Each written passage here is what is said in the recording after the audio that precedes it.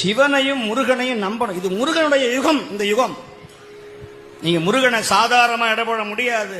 சிவனை விட ஒரு மடங்கு உயர்த்தி என் அப்பன் கந்தன் முருகன் சுப்பிரமணியன். இவனை விட அவன் வீரியம் ஜாஸ்தி. அவன் நெருப்பிலேயே பிறந்தவன். இவன் எங்க பிறந்தான்னு தெரியாது. இவன் அனாத.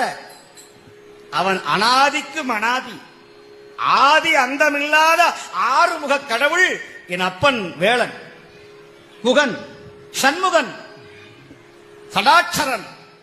அவன் திருவடிய ஒரு தடவை முருகா அப்படின்னு சொன்னா போதும். குகான்னு மயில் கத்தும். குகா குகான்னு தான் கத்தும் மயில். மயில் அகவத கேட்டீங்கன்னா குகா குகான்னு சொல்லும்.